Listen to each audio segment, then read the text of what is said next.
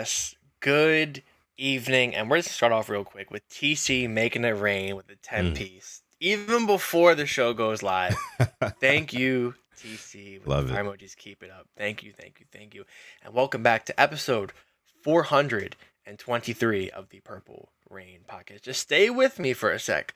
Okay. The Jair Alexander, Mm. Anthony Averett, Kyle Fuller, I believe Tony Jefferson, Willis McGahee, Rock Ya-Sin, Trenton Simpson edition of the Purple Rain podcast. A lot of names, like really, really good, a little Yeah. bad. It's all over. But welcome back to episode 423 of the Purple Rain podcast. You can follow us here on Instagram at the Purple Rain podcast. Discover here on Instagram or on X at Sutton Def. Me, Instagram simply as 10.prod, X simply as 10. And if you have not already, make sure you like the video, sub if you have not, and leave a comment down below if you're part of the hashtag replay gang. And we have a lot of blasphemy to talk about today. Mm-hmm. I'm not going to spoil it, but apparently our quarterback, there's a lot of players better than him, apparently. Let's just kind of put it like that. But I saw it. I didn't want to engage with that. I know you saw it. It's peak July NFL content right now. Everybody is just going to try to get the clicks, get the likes, but how are we doing? How are we feeling? The weekend is over. UFC is over. We have World Cup. How are we feeling? Feeling good. I mean, it was a crazy sports-filled weekend, and I was sat in front of my TV and my laptop. I had multiple screens going to watch everything, and then it ended up being a pretty good weekend outside of one thing that really, really kind of got me down in the dumps. We'll get into that later. But again, I want to thank TC for kicking us off here with a $10 super chat donation. We appreciate that, brother, making it rain here on this episode 423 of PRP. Shout out to the live chat as well. I see Tila in the house says, hey, Sutton and Alex, what's going on, Tila? Appreciate you for coming through. Thank you for all of our members who are coming through and our moderators, too. Love our moderators. Thank you guys so much for helping us out here on the channel. Now, I think we should go ahead and start with the kind of elephant in the room that came out today. The news, I mean, like you mentioned, is peak July type of content and things like that. But I want to start here. So let's take a look at these top 10 lists. So it continues. Last week, we covered the top 10 edge rushers that ESPN put out, the top 10 defensive tackles. Those lists were devoid of guys like Nnamdi Madubuike, Travis Jones, Trey Hendrickson. So they've been kind of like sleeping and low-key disrespecting a lot of the Ravens players so far. So today, they came out with their top 10 quarterbacks list. And if you have not seen this yet, you're going to want to go ahead, take a seat, right? I don't want you to be, if you're driving, maybe stop, pull over somewhere because your heart might stop once you see some of these names here that are ranked above number 8, Lamar Jackson. Let's get started. Alex, let's go to number 1 here. Number 1, and by the way, this was a list comprised of executives, coaches, and scouts ranking the top quarterbacks for 2026. Let's go to number 1. Number 1, you have Josh Allen of the Buffalo Bills.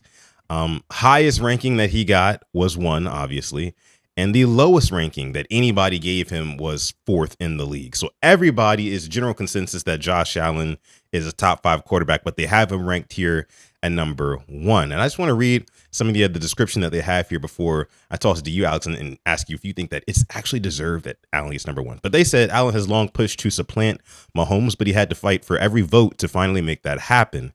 Allen took advantage of the composite voting, averaging a ranking of 2.10 per ballot. That helped him overcome his 34% first place clip, slightly below Mahomes' 41.5%. One NFL GM perfectly summed up why Allen, the only player in NFL history with at least 200 passing touchdowns and 50 rushing touchdowns, belongs at the top. He is the most singularly unstoppable player at the position when you get his A game. I mean, that's debatable, the GM said. And he has cut down on turnovers the past 2 seasons. Once among the game's most generous at gift wrapping footballs for defenders, Allen has assuaged that turnover problem, averaging 8 interceptions per season since 2024, down from an average of 15.7 from 21 to 23. He fumbled 12 times over the last 2 years, an improvement from his 20 from the previous 2 seasons, and a small consideration against the backdrop a 41 rushing touchdown since 2023. Reversion to his old ways surfaced at the worst possible time, though, when he threw 2 interceptions and fumbled twice during last season's divisional round in Denver. Basically saying you got to live with him and die with him. A coordinator said you can't get mad at him because he won a lot of games for you. With a similar style, he was so good. That same coach credits Josh Allen for elevating the play of teammates, too. Look who he was throwing to. His wideouts weren't great, but he made it work and brought out their best. He elevates the people around him clearly. Multiple coaches credited now head coach Joe Brady, Allen's offensive coordinator, the previous 2 seasons with streamlining Allen's game and implementing a scheme that accentuates his strengths. Allen's 3 seasons with at least 25 passing touchdowns and 10 rushing touchdowns are the most in NFL history. So, Alex, I toss it to you here. Josh Allen ranked number 1 on the top 10 quarterbacks list, and the lowest ranking that he got from anybody was number 4. Do you agree or do you disagree with this ranking for Josh? I gotta disagree. And I don't know what the MVP means anymore. I say that because we saw Matt Stafford last year have an insanely amazing year. Put up crazy numbers. Was going blow for blow. Made it further than Josh Allen. It wasn't Matt Stafford's fault they lost, unlike his fault that they lost in the playoffs. I can't get behind this. I really can't. Listen, he's a fantastic quarterback, but if we're are we basing off of like right now or last year? Because if we're looking at it, like Matt Stafford was far and away the best quarterback last year. And if we're ranking off of quarterbacks, I'm going with him. What has he lost? Why do we think Matt Stafford's going to be bad? Because of his age? I mean, cool, but like with Josh Allen being 1, I can't get behind this. I can't. I can make a case for Mahomes. I can make a case for other guys as 1. Allen, I can't get behind it. I can't. And Yeah. it sounds like kind of consensus to a point, but if you have to live and die by a quarterback, they shouldn't be 1. If that's what you're gonna talk about, the best quarterback in the league, get to live and die by him, that's more like your 7 to 10s. Like that's like, okay, you can be elite, but you aren't there yet. And I'm not going to get behind this for Josh Allen. Maybe I'm, the purple glasses are on. I'm trying to be as just like, I'm not even mentioning our quarterback. I'm giving him of who should be above him. I can't do this. I really can't. Yeah, I mean, me neither. For me, it just comes down to one thing. Like, it seems like Josh Allen is kind of, he's graded on like a weighted scale almost by the media. You know what I mean? It's like the way that he's able to kind of fail upwards is pretty fascinating to me, because at the end of the day, Josh Allen, for as much as people like to make him out as like Superman, he still has not made a Super Bowl, right? He has not had a Super Bowl appearance, and he has 1 MVP in 2024, which was a very questionable MVP because we all thought Lamar Jackson should have won it. He basically beat him out in every stat, every metric available, but for the narrative purposes, they wanted to give it to Josh Allen. And this kind of feels like a similar thing to me, Alex. Just like, why are we anointing Josh Allen? Josh Allen is the best quarterback in the league when the last time we saw him play, he gave the football away 4 times in a playoff loss, in a playoff that did not include a lot of the guys ranked underneath him here. Joe Burrow, Lamar Jackson, Patrick Mahomes. None of those guys were in the playoff last season. Yet he turned the football over 4 times. Oh, Sutton, but some of those weren't his fault. It does not matter. Okay, it doesn't matter because we never use those type of excuses for Lamar Jackson, right? It's always just crucial. I'm telling you, if Lamar Jackson turned the football over 4 times in a playoff game, the national media would have him hanged. Like I'm not exaggerating. Like they would literally go to great lengths to talk about how, maybe the Ravens should draft a quarterback, or maybe they should trade for somebody. Maybe you start Tyler Huntley next season because Lamar's just not got it. He doesn't have it anymore. I don't understand this. I don't get it. You looking something up though? I am, and I'm trying to see. I think Lamar had 3 turnovers in 2019, and they still bring it up to this day, 7 years later. Mm-hmm. So it's to kind of prove your point. When he had a game like that with those turnovers, we still hear about it in 2026. That was pre-Rona. Yeah. Just like back in you, and you brought up a good point of like how Josh Allen's graded. To me, it's like he's graded like on a curve. It feels like. Take it back to the school days where like, oh, everybody did bad, but I'm gonna grade this test on the curve, and that's Josh Allen. I mean, you threw a couple of picks, but you have this many touchdowns. I mean, best quarterback in the league. Hell, we saw it with the arm punt Mm. That They that's didn't they made it so obvious. they didn't even throw that interception on his stat line. CBS. I remember that. That was one of the nastiest things I've seen. And listen, I'm not trying to discredit the guy. He is to me a top 3 quarterback, 100%. I'm not going to discredit that. But number one is, yeah, it just feels like it's pity once again. I mean, well, you never been number one before. Here you go, participation trophy. Like, Yeah, don't say we don't like you, Buffalo. It's not Buffalo against the world. It's not the Bills Mafia against the world. We love you. Like, okay, like let's grow up a little bit. Let's grade him as an adult, which he is, and not a Pop Warner child. exactly. Exactly. Well, let's move on here. So they put Josh Allen 1. Number 2 on this list, coming in number 2 is Patrick Mahomes of the Kansas City Chiefs. His highest ranking was 1. His lowest ranking was 9. Alex, do you have any problem with Pat Mahomes being number 2? I still personally feel like Patrick Mahomes should be at number 1, just based off of what he's like, the body of work in his career. If this were my list, that's what I would be kind of judging it on, like the body of work, not just like who we like, what I mean? Who we like the most. But I mean, Patrick Mahomes at 2, I mean, I think he should be higher, but what do you think? I have a problem with that lowest ranking, 9. Yeah. Are we going to sit here and say there's 8 quarterbacks better than Patrick Mahomes? Listen, I know he had a down year. You give anybody Matt Nagy as OC. Hell, I think he won a Super Bowl with Matt Nagy. That to me is kind of more impressive than any of his other Super Bowls. Like, Matt Nagy literally ruined Mitch Trubisky.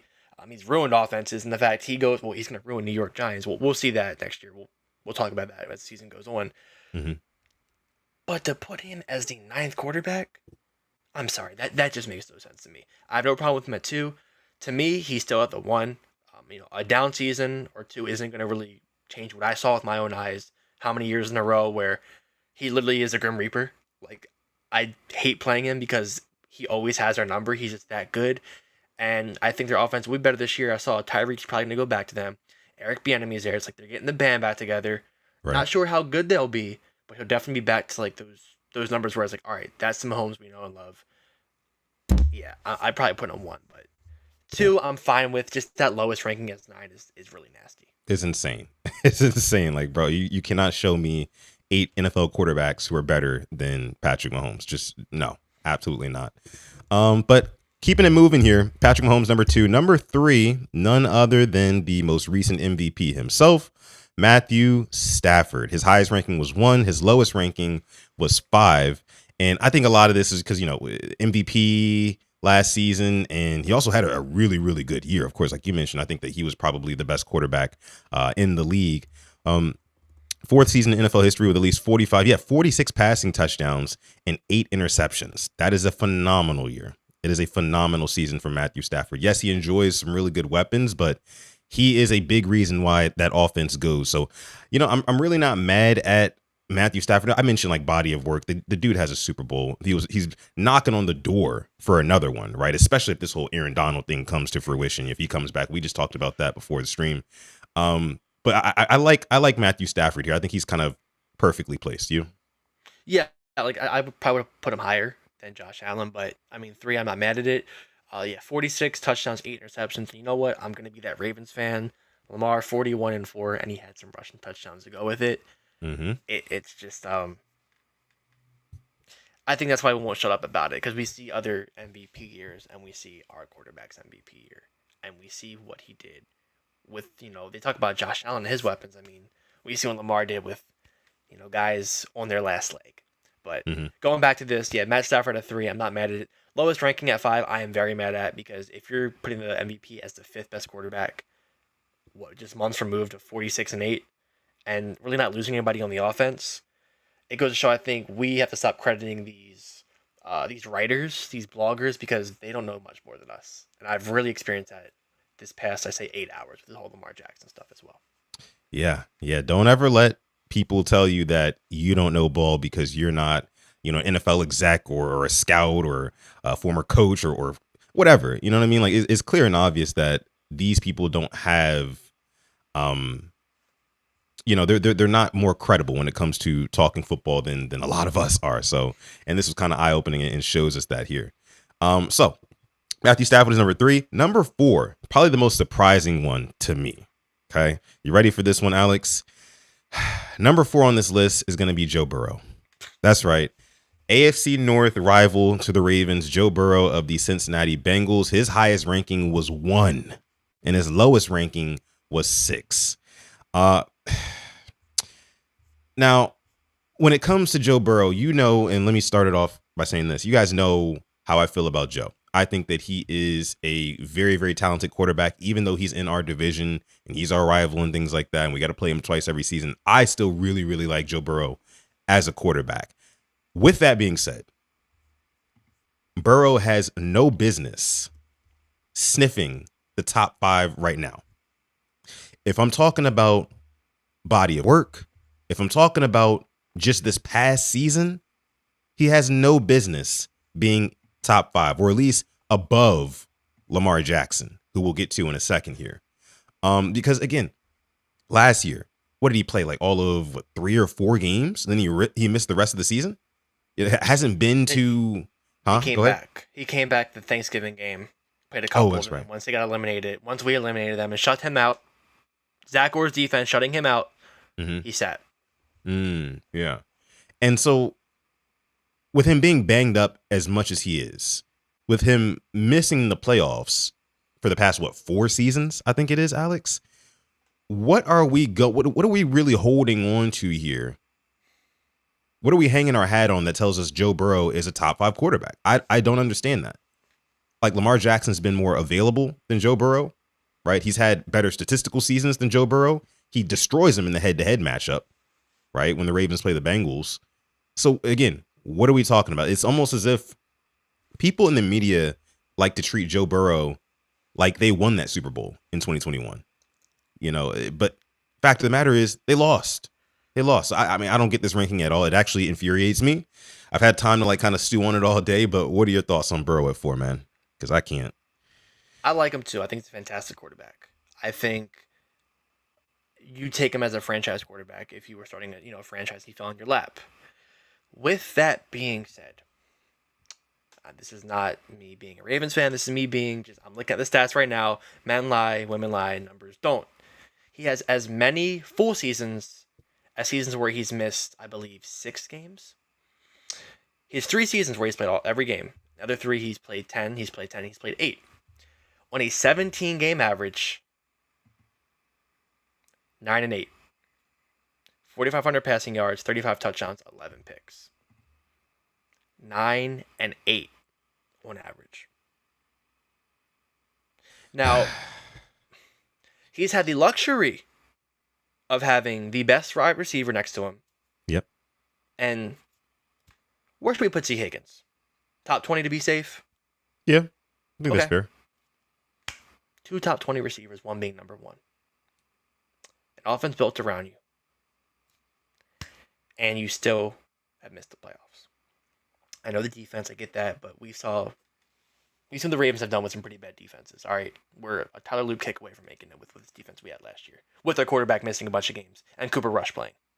Yeah, and I think also it's just I'll reiterate what a lot of people say: the best ability is availability, right? If the guy for multiple seasons, like consecutive seasons, is getting banged up, or it's a foot here, or it's a toe there, or it's a hand, it's always something seemingly with Joe Burrow. When is the last time he played a full season? Did he play a full season in 2024, or did he miss some time in that season too? It was 2024, and they went 9-8. Yeah, and he got 4th in the MVP voting. I'm tired of these players being judged differently. Joe Burrow never gets smoke. It feels like, compared to these other, he'll catch some, but Josh Allen, I think, is more. Lamar gets some. Yeah. And it he can miss games, and it's we'll blame it on the Bengals. The Bengals always catch the smoke whenever he misses games. It's never him. It's always they don't build around him, the line. How about the guy just gets hurt a good amount? Yeah. How about he's just fragile. His body's not holding up. He threw for 1,800 yards last year. Number 4. And no lower than number 6, right? It said the lowest you can give Joe Burrow is number 6, even though he typically doesn't play full seasons, even though he's missed the playoffs 4 times. I mean, I think Ashley said in the chat, shout out to you, Ashley. She said that, The only claim to fame that he really has is 2 comeback player of the year awards. Like that's not something, like okay, you got what comeback play. What are we talking about compared to 2 MVPs that Lamar Jackson has? 3 first team All Pros. You can't make this stuff up. Let's scroll down though. Number 5, you have none other than our Lamar Jackson. And we got to take a look at this highest ranking. So somebody did give Lamar Jackson, okay, he's the number 1 spot, right? Which I think is warranted. You could debate like top 3 at least, but the lowest ranking, and this is all anonymous, so we don't know exactly who did this, but somebody said Lamar Jackson is not even a top 10 quarterback in this league. Okay. I just don't understand that. Alex, I want to get your take on this. Let me just read through the caption that they have here for our guy Lamar. It says, one NFL defensive coach noticed a stark contrast in preparing for Lamar in 2025 relative to his early years. What's so impressive, excuse me, I can't read today, is he's gotten better as a passer, the coach said. He's more of a complete passer. It's impressive. I really did not respect the passing game as much before in his career, but the last time we played him, he was much better. He can dice you up. Jackson, a 2-time MVP, has largely overcome the stigma that followed him in this exercise in previous years. Lack of polish from the pocket. He earned his first 4,000-yard passing season in 2024, and he led the NFL in yards per completion last season. His 6,522 rushing yards are the most in NFL history for a player with at least 1,000 career passing yards, so pretty much any established quarterback. His rushing yardage per carry average and touchdowns did all drop in 2025, however. With former Ravens coordinator Todd Monken off to Cleveland, how new play caller Declan Doyle structures the offense around Lamar will be crucial. That's true. I do wonder if he starts running less as he approaches age 30, an NFL personnel director said. He's still fast, but probably not at his peak. So they could start to manufacture runs in other ways. Like Burrow, Jackson faces durability concerns. No, don't compare them. Like, I don't like that at all.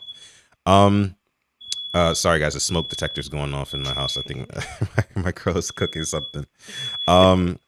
He's still fast, but probably not his peak. Like Burrow, Jackson faces durability concerns, missing at least 4 games in 3 of the past 5 seasons. He also frequently misses practice time, both in the offseason and in season. But he's been one of the game's most consistent performers at the position, and that should continue.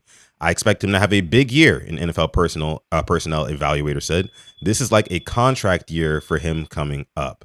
Alex, I want you to go ahead and take it away here. Lamar Jackson, ranked number 5. Lowest ranking was not even top 10. What are your thoughts? Did they talk about Burrow and him missing time in his little excerpt by any chance? I think so. Okay. I think they did, yeah. Okay. The practice thing, that is a low blow that is very unnecessary that I don't think the regular Raven fan would even know. I feel like people like us, the chat, who are online, who look at the practice attendance every day, we know. But to someone out there who doesn't know social media, they really won't pay attention to it. So the fact they have to even put this in this article is just a whole nothing burger, which it feels like kind of an agenda. I'm going to be honest with you. Like, why are we talking about practice? It's just stupid. The missing games thing, cute. Last year, I get it. But like I said last thing on Thursday, like not everybody watches the Ravens. The fact they're just kind of making it so black and white of why his year was down. There's a lot more of just he didn't have a bad year. He had a 3-to-1 touchdown interception ratio. He had a line that was closing on him every single play, it felt like. And the offense just, it was stagnant at points. So to give him 5, I'm not cool with it. I probably would put him top 3. But you know what? If they're going to use last season, cool. But they didn't use the last season for Burrow. The unranked part, much like Mahomes being 9th, please tell me, since you're putting him unranked, I'm going to imagine 10 minimum. 10 quarterbacks minimum better than Lamar Jackson. I'll wait. I will, because there's no way anybody in their right mind thinks there's 10 better than him. And the fact we're in 2026 talking about his passing, this is not 21, not 22. Like, once again, you just don't know football. I know we're fans, but if you're still just doubting his passing, that should have been over in 23. That's me giving you grace. That's honestly should have been done in 21. We went 8-3 with backups, but neither here nor there. This is all. It's just like people can just get their opinions swayed by the internet. They don't watch the games with their own two eyes. If you watch the games, you know this guy's one of the best passers in the league, and that's not an exaggeration. Stats back it up, advanced metrics back it up, analytics back it up. But because you saw some Bills Mafia 67 say that, you're gonna believe it. It's kind of where we're at now with the online discourse. Yeah, and another thing too, and we'll get into this when we talk about the top 100 ranking, which I think is even more egregious. But we're saying all this about Lamar Jackson now, and when I say we, I mean the national media, not us. But they're discounting Lamar Jackson now only for when he is having an MVP caliber season. Let's say by like Thanksgiving, they're gonna be like, oh well, Lamar Jackson, he's got all this help, and or we knew all along like Lamar Jackson was great.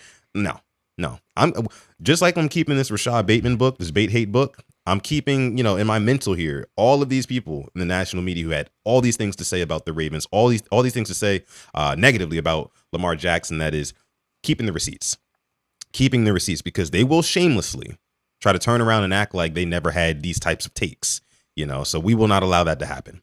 Okay? I have a question for you real quick. Okay. I know they're doing like each position. Where do you think they put Derrick Henry? I thought they came out with the top 10 running backs list. Maybe we missed that one. But I think by every day they're putting one out. I think tomorrow might be running backs. I think they already did their running backs one last week, Alex, and I think Derrick Henry was 6th. I want to say. I think he was number 6, yeah. Come Thanksgiving, I mean, he has this guy. He has the King Henry, one of the greatest running backs ever. But they just said there's 5 running backs better than him. Yeah. Make it make sense. Make it make sense, Alex. All right, let's go through the rest of these top 10 quarterbacks here. So obviously Lamar Jackson is number 5, and then after him, number 6, you got Dak Prescott. They got Lamar right next to Dak Prescott. Highest ranking 3, lowest ranking he also unranked. Dak at 6. I mean, look, I get it. The offense can be dangerous on any given year. I mean, he's got 2 wide receiver 1 caliber players at pass catcher. So sure. But Dak at 6, number 7, good old Jay Herbo, Justin Herbert. You talk about a quarterback who avoids smoke, right? We're talking about a guy who has never won a playoff game. You know what I mean? And for some reason, he's still ranked in the top 10.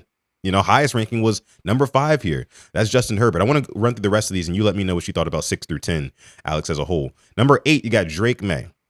Not mad at that. Drake May, had a really, really good rookie season. I thought that, especially considering the circumstances and not really having a whole lot of weapons to work with outside of, Stefon Diggs and Kayshon Boutte and, some of the other cast of characters on that last year roster for the Patriots. But I like him at number 8. I think that he is a great quarterback. He throws a great deep ball. He's sneaky, athletic, right? And I think he'll only take a step forward, especially with A.J. Brown now in that offense. But Drake May at 8. Jared Goff, your guy. Jared Goff is at number 9. Highest ranking 5, lowest ranking unranked. Not too mad at that either. Then you have Caleb Williams at 10, rounding it out. So his highest ranking was 6. His lowest was unranked completely. Caleb Williams he's on the rise. He is on the rise. If he can kind of play a little bit, more in structure and things like that, and kind of develop certain other parts of his game of passing, then yeah, I can definitely see him being higher on this list next season. But what do you think about 6 through 10, Alex? I mean, what really stands out to you the most?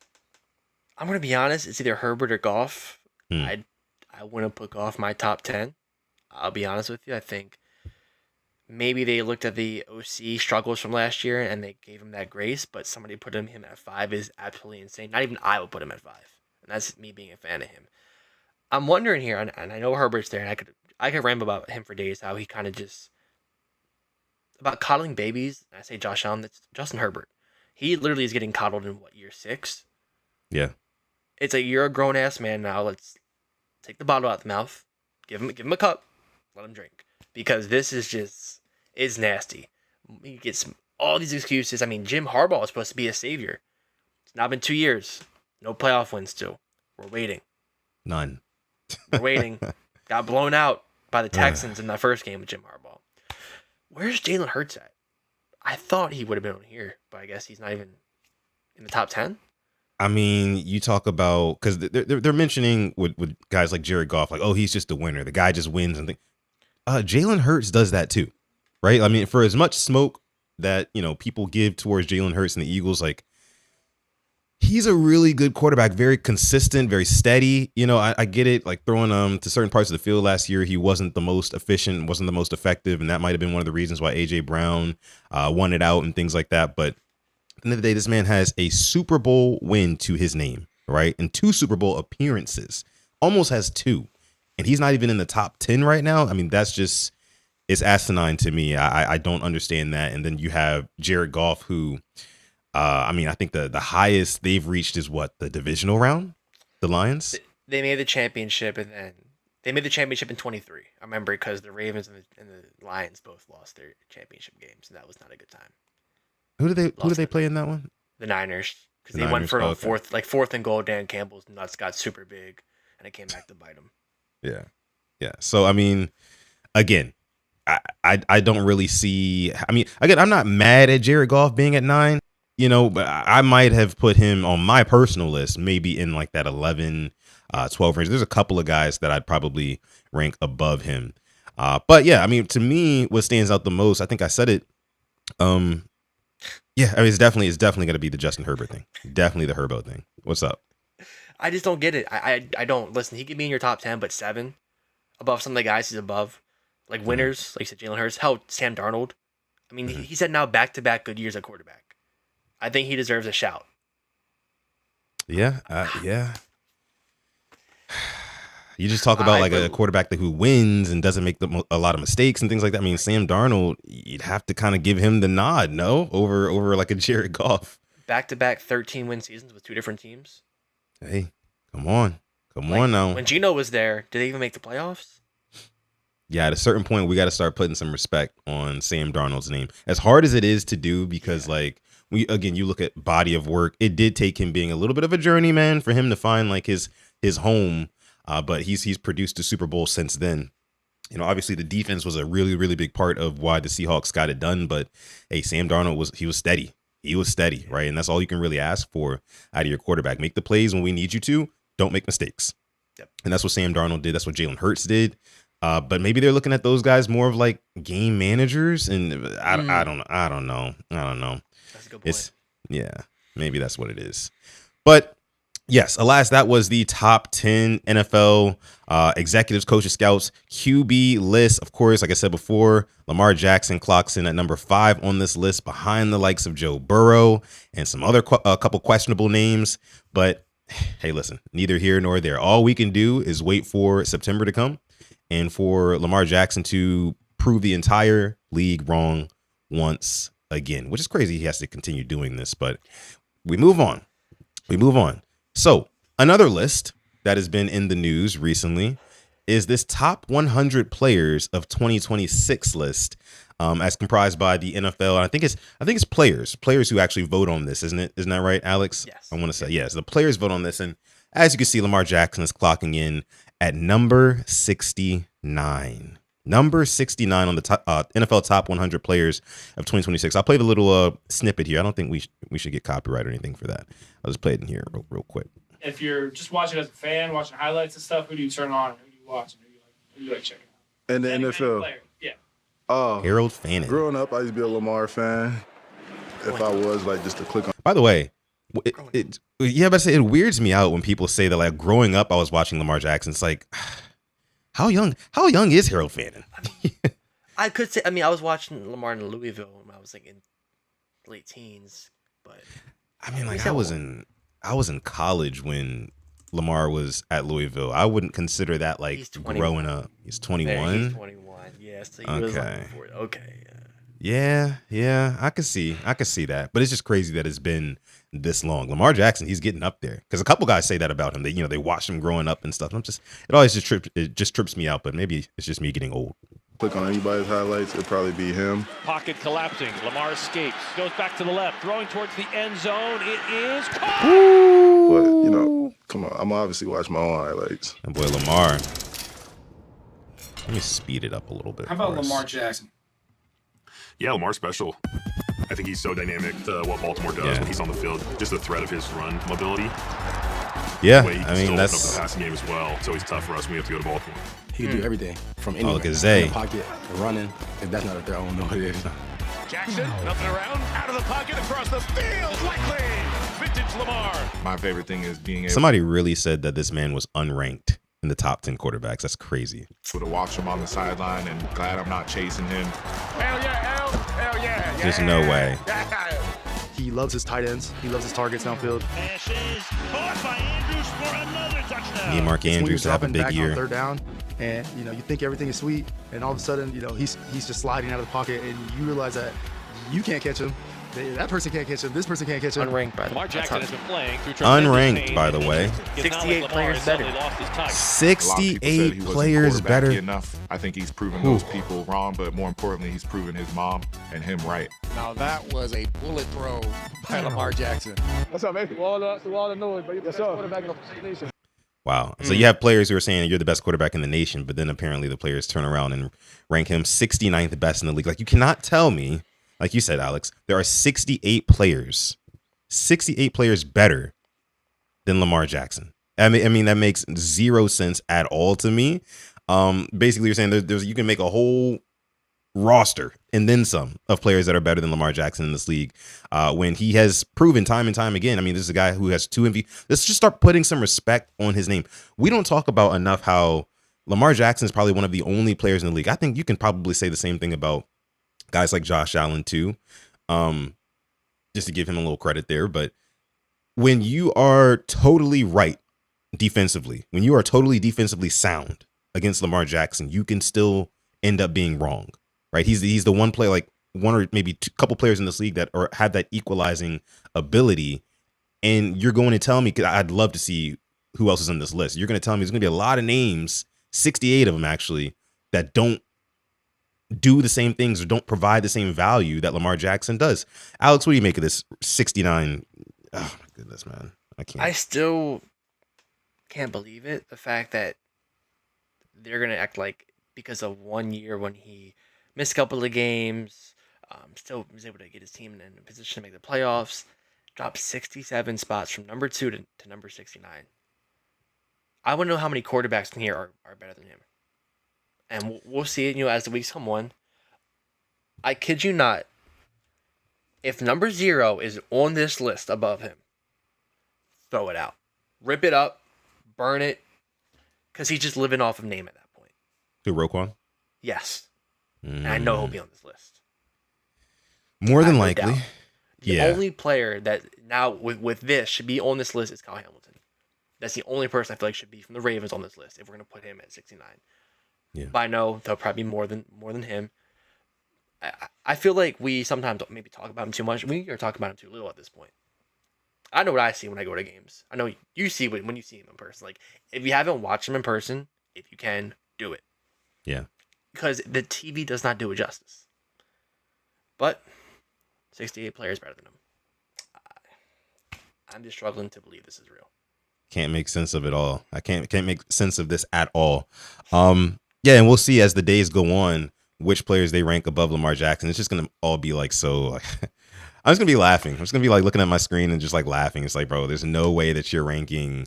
And by the way, for Lamar Jackson to be a top 5 quarterback, Right. but ranked number 69 in the entire league, when quarterback is probably the most valuable position. Not probably, it is the most valuable position, really, in sports. You can make an argument for that. You have them at 69. Like, I can't wait to see what safeties that they have above Lamar Jackson, or what, young edge rusher or linebacker or whatever that they're going to try to claim is more valuable and more impactful than Lamar Jackson. Even if we're just going off of last season, again, like you mentioned before, 3-to-1 touchdown interception ratio while dealing with injury, I word, knock on wood, while dealing with I words for the entire season since week 3, I want to say it was, right? It was like, and it was all lower half I words too. So, I mean, I think there was a toe, and then I think it was like a hamstring, and then it was his knee, and all sorts of stuff. So, at times, looking like Lamar Jackson. Now, the rushing did not look quite the same, but that's what you get when he's hurt. But everybody should have watched that Steelers game, week 18, where Lamar Jackson throws back-to-back touchdowns to Zay Flowers down the stretch of that one. You should have watched that and said, oh, this is still very much so MVP level quarterback Lamar Jackson. But what doesn't make sense to me is like that was the last visual we saw of Lamar, and he's ranked number 69. Last visual we saw of Josh Allen was him throwing not 4 interceptions, but having 4 turnovers in a playoff game, almost was 5, and seemingly like basically giving that game away by doing so. And he's probably going to be somewhere in the top 5 on this top 100 players list. So it doesn't make any sense to me. None of it adds up, but hey, I guess it is what it is. I just had to pull something up real quick. You speak of the last visual of a player. The last Lamar Jackson pass is on 4th down and 6. Mm-hmm. TJ Watt rushing the right tackle. And he just throws a ball that only Isaiah Likely can catch and comes down with it. Yeah. To put his team in a position to win. And you mentioned, the last visual of their quarterbacks. Number 69. I think of that same quarter, Lamar Jackson getting absolutely obliterated and throwing a dot. Or not even a beautiful ball, to Zay Flowers for a touchdown. To put us in the lead. Another one to put us in the lead again. Number 69. 69, though. Hey, again, you got receipts will be kept. You see, I got this tweet here bookmarked. Receipts will be kept on a lot of these things that they're saying about Lamar Jackson here. By the way, we got over 100 people watching this stream live. Thank you guys so much for coming through to this episode 423 of PRP. Please be sure to leave a like on this video. That's right. A thumbs up goes a very, very long way. So if you'd like to support the channel, you can do that for free just by hitting that like button. We'd appreciate that. And if you are new, consider subscribing if you are enjoying the content. Football season is right around the corner. As you guys know, it is full speed ahead. Once training camp starts, we're going hard. It's going to be balls to the wall all season long here on the Purple Rain Podcast YouTube channel. So make sure you stay locked in. Make sure you stay subbed and turn on those notifications as well, so you are made aware anytime that we go live here on this channel. So, Alex, let's go ahead and move into something else here. What else do we have for? Oh, yeah. Go ahead. Was about a receiver that's kind of not went viral, but kind of made the airwaves with a comment he made about his ranking. Speaking of rankings, I think it goes really hand in hand of a player we talked about not too long. And hold up, Jabari, thank you. 4 months membership, Lamar versus the NFL, Lamar versus the world at this point. Lamar and Baltimore versus the world. Oh my goodness, man. We're trying. Listen, we're doing the best we can, and apparently still it's not working. So we'll keep on doing it. But yes, thank you for the 4 months membership, Mr. Jabari. Appreciate that. But going to this rankings, Stefon Diggs made some news this weekend saying there's no wide receiver 2 in the NFL that is better than him. Free agent wide receiver Stefon Diggs. Maryland boy. So what constitutes a wide receiver 2? You know what I'm saying? Like, what's the criteria there? Because this to me is just down, like outright just cap. You know how the kids say factor cap, whatever. This is cap. You know what I'm saying? Because I can think of 2 wide receiver 2s right off the top of my head that are better than Stefon Diggs in 2026. One of them, I'm going to go T. Higgins. Another one, I'm going to go Devontae Adams. Okay? Like, because it doesn't think. I have 2 more. Okay, go ahead. George Pickens. Boom. What are we talking about? You know what?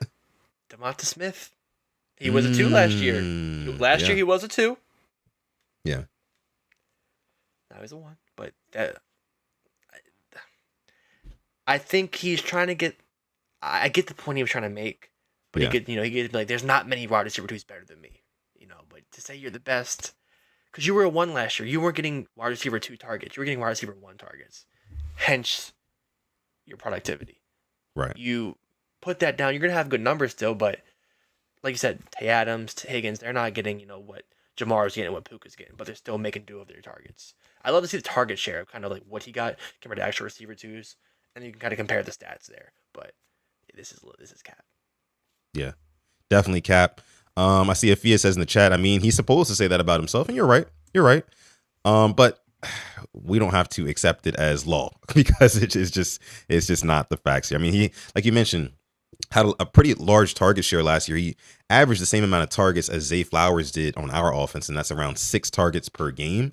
The let's just talk about our Ravens. If he were to come to the Ravens and be our wide receiver 2, I don't see him getting 6 targets per game, and that might ruffle some feathers, for Stefon Diggs, and he might not like that. So I've never really been, on the team of, hey, let's go out and let's get Stefon Diggs to be our wide receiver 2. Y'all know how I feel about this receiving room. I'm good with Zay Flowers. I'm good with Rashad Bateman, and then the young guys to follow them up as well. So I think just and like Afia also says in the chat, he wants to be on a team.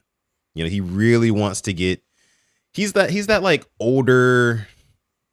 He's like that older like auntie online who's like trying to get like chose. So she's like doing things like like she's like 21 again and trying to get some hot young brother, young dude to kind of sweep her off of her feet in her old age. But this isn't like,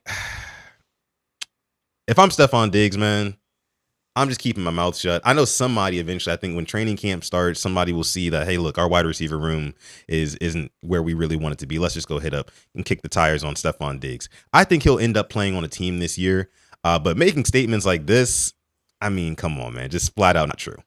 Flat out not true. Yes. So I pulled up the target share from last year.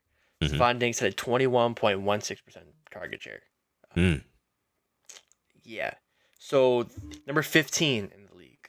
So here are the receivers with more. Tet, Wanda Robinson, Cortland Sutton, Jettas, CeeDee Lamb, Jameson Williams, Nico Collins, Olave, Flowers, Brown, Amon-Ra, Jamar Chase, George Pickens, Puka, and Jackson Smith and Jigba. So,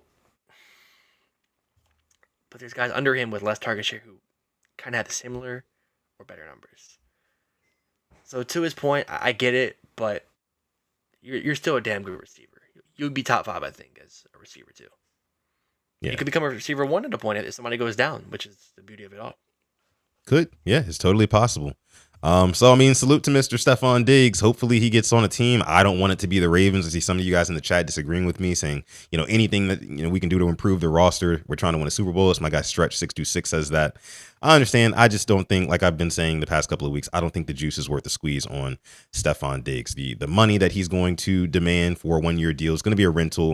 And it's just like, how intentional are we going to actually be about incorporating Stefon Diggs into this 2026 offense that has so many other options, right? When it comes to, obviously, we're going to be run first. We're going to be hammering teams with Derrick Henry and Lamar Jackson in the run game. And then off of that, you're going to get a lot of Mark Andrews and Zay Flowers. And it's just, where does Stefon Diggs really fit into our picture here? I just don't really see how it works out too well. But we'll see. We will have to see what the Ravens decide to do, how the league in general treat Stefon Diggs here as these next couple weeks go on. I think he will get picked up, but we'll see. We'll see. Okay. Now, what do we have next here? Mike. Here's what we got next. We got Mike celebrating 6 months of channel membership. Let me see. Sutton Alex, I'm still waiting on my Ray Lewis shirt. Yes. Those are still coming out. Since we did get up to like 5 winners, the budget had to be kind of adjusted for that. So just be patient, Mike. It's on the way. Trust me. But thank you for celebrating 6 months of channel membership. Can Diggs be a wide receiver 1 on another team like Zay? No, I don't see it. I just don't see it. On the Ravens or on a team in the NFL right now? I think on a team right now, can he be a wide receiver 1 on another team like Zay? I'm not sure. I don't think so. I don't think so. At least that's what my gut tells me. We'll see what Stefon Diggs does this season. I think he's a talented guy. He's just, I don't think he fits with the Ravens. I just don't. Miami. The guy in Miami. Interesting. Yeah. He loves it. I mean, I know you're not a lot of winning going on right now, but you be getting most of the targets. There's boats down there if you want to engage in that type of activity that you like. I know you like that. Warm weather. Not the extracurricular. Yeah, Oh my gosh. I mean, if you lose, doesn't matter because there's no expectations anyway. They're gonna suck. So yeah, just a thought. Fair enough. All right, enough of this Stefon Diggs convo. Let's move into some more, I'd say, relevant news, more pressing matters here. We still got the World Cup going on. World Cup is actually getting ready to wrap up here soon. It's almost over. It's going to be bittersweet. I've been having a great time tuning into these games, but we did have a couple of games that happened over the weekend. Start with this one here, Alex. I mean, you had, was it Norway versus England getting the W there, sending Norway packing, sending them back to Norway with their tails tucked. Erling Haaland did not score a goal in that game, did not have the best game he's doing the road there. They're rowing all the way back home to Norway. So how did you feel about that one? I understand you were kind of hate watching them, right? Well, it's bittersweet because their captain, Martin Odegaard, plays for Arsenal, and he's probably one of my favorite players in world football. So that sucked, but he had a great game. He led both from the front, per usual. But yeah, this Erling Haaland fella, he has, I think, 64 million followers on Instagram now. Like, there's nobody who has taken this, like, American PR by storm and just ran with it.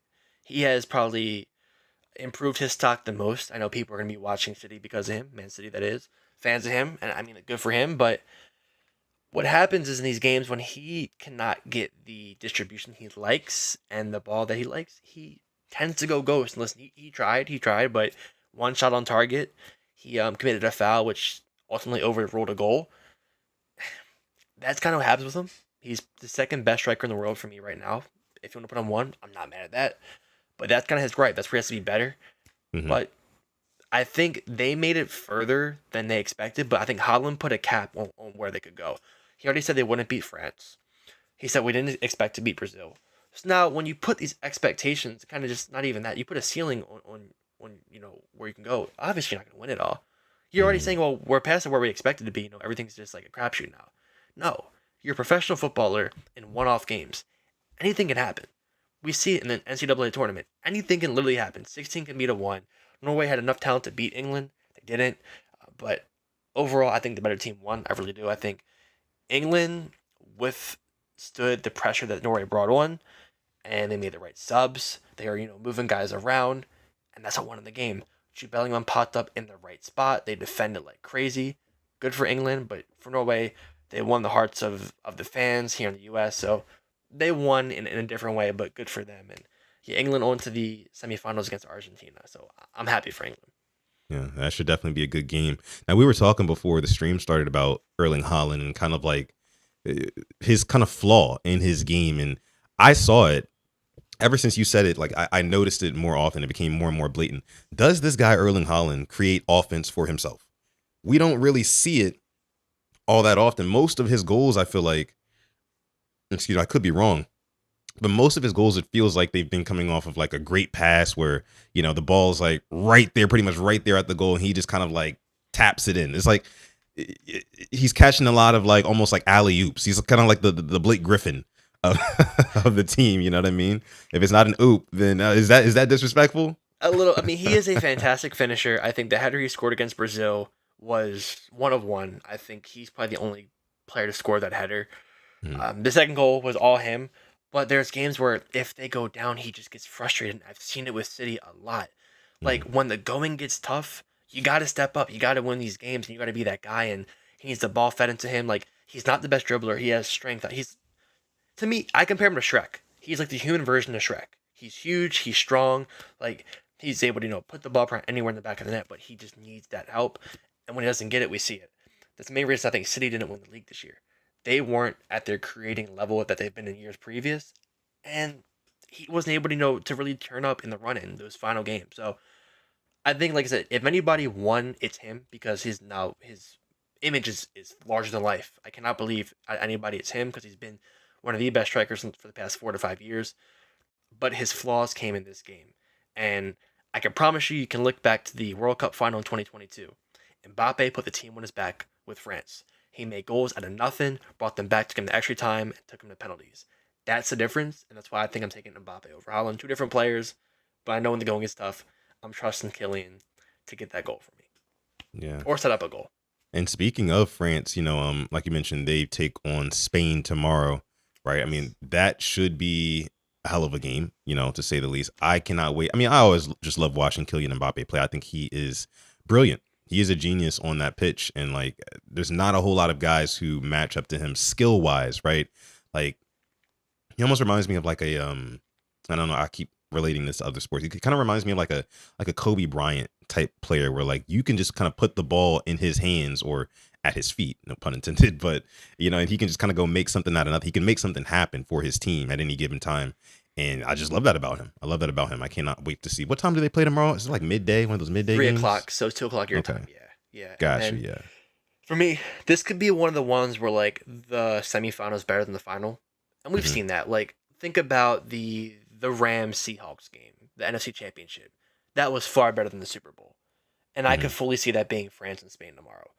You have Lamine Yamal on Spain, who 18 years old, right at his feet.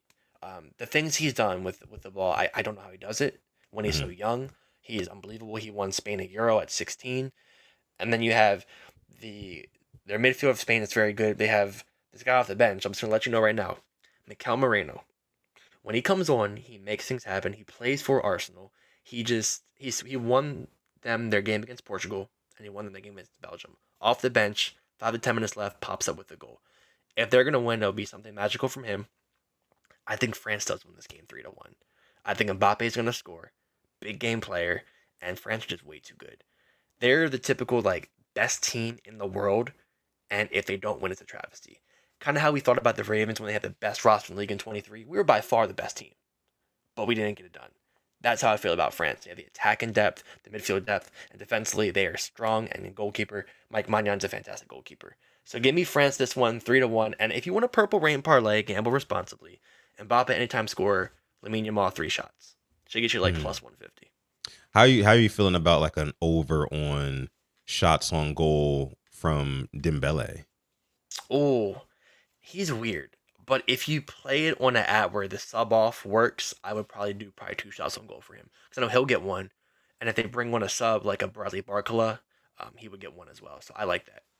Okay. Okay. Like my guy Alex said, please gamble responsibly if you're going to go ahead and do that on the rest of this World Cup. It's getting down to it, man. It's getting down to it. The competition couldn't be higher than it is right now. I mean, it's incredible to watch. Go ahead. You want a stat real quick? You want a Sure. stat? For the first time ever, the FIFA rankings 1 through 4 teams are in the semifinals. 1, 2, 3, and 4. The best 4 teams in the world are in the semifinals of a World Cup. Wow. That is insane. And that's probably kind of what you want. These are the best teams playing against each other. And then you go on the other side, England and Argentina. You have Argentina with Messi, obviously, trying to get another World Cup for him. You have England with a bunch of guys like Jude Bellingham stepping up, by the way. What a fantastic player he is. You have their defense stepping up big. You have their midfield as well. I'll tell you this. I think England win this 3-1 as well. I think Argentina, to me, I was telling something before the show, I think they're like a 24-25 Chiefs, where like they're winning these games just scraping by. And when they play the team that I think can match them up physically, I think they're going to lose. And I expect Jude Bellingham to score again. And I expect maybe dare I say a Bukayo Saka goal as well, for my Arsenal love coming in. But I do think they beat Argentina and Messi does go out of the World Cup. That'd be crazy. That would be wild, man. Because like it's looking like Argentina right now. They can sneak into the final, and make some things happen. Like the thing about Lionel Messi is that like there's like this magical aura almost around him on this team. Like I told you last week when I was at the gym watching Argentina versus Egypt and knowing that he basically brought the team back. I think he scored either the equalizer or the goal to go ahead. Okay, yeah. No, it wasn't. It was equalizer because Fernandez scored the goal to win it. Yeah. Okay. Yeah. I mean, like, there's just something he seems himself like unstoppable. Like he's inevitable this World Cup. He will get himself a goal. I might bet on that. Messi to score a goal. Yeah, I might just have to. The crazy thing is, these players in Argentina aren't even playing for themselves. They're not playing for the country. They're literally playing for Messi. They've said it. They want to win him one more World Cup. It's not even about their legacy, for their family. It's literally just to win it for him because he's their god. Honestly, like Messi is their whole religion, and it's cool and all. But I think all good things come to an end, and I think their flaws have shown, and I think England may exploit it. But my only worry is that England. England is literally like the Ravens or Bills at points where they shouldn't lose games they lose, and they should be winning more, but they don't. They find a way to lose. But with Jude Bellingham popping up, he has this mentality of like a gladiator that he's by any means necessary. He stopped a goal against Mexico after he scored 2 goals. He puts the team on his back, scores 2. Like he has an it factor, and I think he'll be the reason why they win it. He's just unbelievable. Jude Bellingham from Real Madrid. Yeah, Shout out to Ace as well. Yeah, he's in the background. I think he's impressed by the things you're saying. Some of those stats are crazy. He's been enjoying the World Cup too. Now, so I think we only have one more thing to get to, Alex. So this past weekend was UFC 329, Conor McGregor versus Max Holloway. And Alex, I got to tell you, the entire fight card, I thoroughly enjoyed. I started watching like a couple fights into the prelims, and those fights delivered. And then going into the main card, those fights delivered as well. I mean, you had 7 finishes, which is insane. You had some guys getting subs, some knocks, some KOs, some comeback wins, things like that. It was amazing. But it all led up to, of course, the main event, Conor versus Max. Conor goes out there. There's a bunch of fanfare. They've got fog in the octagon. They never do that. Conor McGregor is the only person that they would ever do something like that for. So it really seemed like this grand thing. And I was like thinking to myself, like as a hardcore fan, who's been a hardcore fan for like 13 years now, thinking to myself, like, man, like this feels different. This feels big, right? This feels electric. And Conor goes out there, and of course, in his last fight, which was 5 years ago, he broke his leg. So Conor starts off this fight against Max Holloway by throwing a jumping head kick, right? Knowing that his legs were the thing that failed him in his last fight. So he chooses to open up his first fight in 5 years by throwing that head kick. And I didn't understand him not like kind of getting his legs underneath him first. Like normally you want to settle into the fight a little bit, right? Like there's a lot of adrenaline. There's a lot going through your mind and things like that. Again, it's been 5 years. It's super highly anticipated. Give yourself a good 15 to 20 seconds to warm up. I don't know if he was going for like a viral KO off of the first strike or what, but it just seemed ill-advised to me. But the thing that I hated even more about is that once he threw that first kick and realized that he tweaked something in his knee, he immediately throws it again. He gets up and throws it again. And I'm like, bro, what the hell? And that's what made it feel a little bit fishy to me. That's what made it feel a little bit fishy. Like, was Conor just trying to look for maybe a quick way out of this fight so he can satisfy one of the 2 fights left on his UFC deal? Because now he's only got 1 left, right? He got paid $30 million for that fight, right? And now he's only got 1 fight left on his deal. It's going to be at least a year, maybe a year and some change until he gets back in there. So I just, man, I hated it, man. It was such a buzzkill to the night for me. Yeah. I was actually on my PlayStation with a couple of my friends. I'm like, all right, well, let me go watch the fight. Like, we'll reconvene after the round. Like, we'll talk like who won it. Just kind of like as if we were, out at like a bar or something. But we were just watching on the game, and then we're like, this might be like how many more Conor entrances do you have to watch? It's like let's just take it in. Yeah. And it happens. I get goosebumps. That's Conor McGregor. Like, one of the most memorable walkouts. And then 70 seconds later, we're like, well, didn't even last a round. And it just felt like you waited all night and you just got let down. And like you said, the like, I didn't understand it. I still don't understand it. And I saw they showed the little clip before, like he was kind of favoring that leg when they're putting the Vaseline on him. Yeah. And for him to say he wasn't hurt, I have a hard time believing that. Because you don't favor that same exact leg before the fight. And I didn't wait 5 years for that. I didn't. No. That's very selfish to say. I know he's hurt. But it just felt like a cop-out, like you said. Like the LeBron tweet, something smells fishy with a bunch of fish emojis. And I think the point you brought up, like with the whole contract, I can definitely see that. Yeah, man. I was floored. I mean, I was so excited for it. Like, you can ask my girlfriend. I was, watching all of the fights, and then when the Conor fight came on, I changed like the smart lights in the room to like green for like Ireland or whatever. Like I was so into it. I was ready to rock and roll, Alex. And then for it to go like that, like go how it did, and we basically get cheated, out of a main event.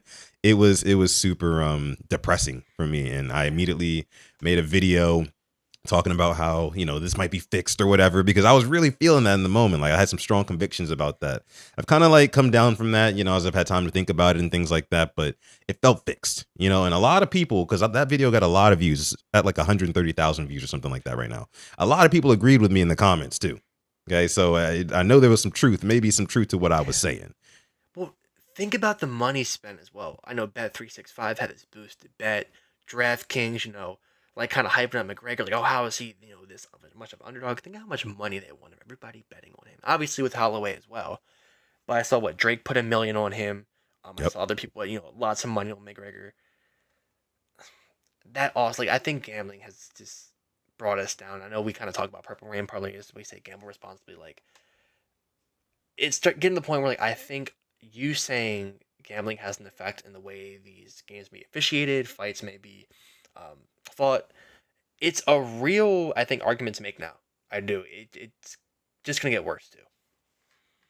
Yeah, because there's just, at the end of the day, there's too much money involved in this stuff for somebody not to kind of like have their thumb on the scale. You know what I'm saying? Like, I'll always believe that there's greater powers at play here that are kind of funneling that money in different ways that they want it to go. Again, by putting their thumb on the scale, whoever that may be, I do not know. I'm sure I do not know, but I wouldn't put it past them. I would not put it past them. I saw a weird stat. It's like more people have bet in the last year than like reading a book than people that have read a book in the past year, and that That makes sense. I'm like, okay, I gotta pick up a book now. So I need some book recommendations. I don't want to be a part of that statistic. I want to change it. So if you have any book recommendations, please let me know, because that just is a crazy stat, and how much money I think people have spent in the gambling industry. It's unreal. It is. Drop a book recommendation down below in the comments if you got any. Yeah, please do. Please do. I saw earlier in the chat, I think Mr. 205 Young Savage, who's in here, one of our members, he said he's been working on writing a book. Let us know what that is. Let us know what that is, Young Savage. Yeah, put that in the comments. Whenever it's done, let us know. Yeah, we'll definitely go ahead and cop up on that for you. Purple Rain Book Club. Oh, that'd be so dope. And I needed to, because I need to read more myself. Dre Day 1989 says if he comes back, they should let him fight Michael Chandler. Both are washed up at this point, and that's a fight Conor will win. Yeah, at this point, you can't, like, it's gonna be such a hard sell. Conor versus really anybody, but especially somebody who we know, because he was a huge underdog in this fight. I think he was like, by the time the fight was getting ready to start, he was maybe like plus 200 or something like that, which isn't crazy, but he does need, I agree, Dre, he needs a more favorable fight, right? Let's either get Nate Diaz back in the UFC and they can run their trilogy and both of them ride off into the sunset, or, give him Michael Chandler, who has lost his last 6 fights. And, it's a very winnable fight for Conor McGregor if they decide to go in that direction. But yeah, the time is over for giving Conor top competition. He's just not that anymore. I mean, the dude is going to be 38 years old in a couple of days here. His birthday is coming up. And by the time he's able to get back into the octagon after, because, he tore his ACL. You guys know with how football works, you're out for a year, right? You're out for a year.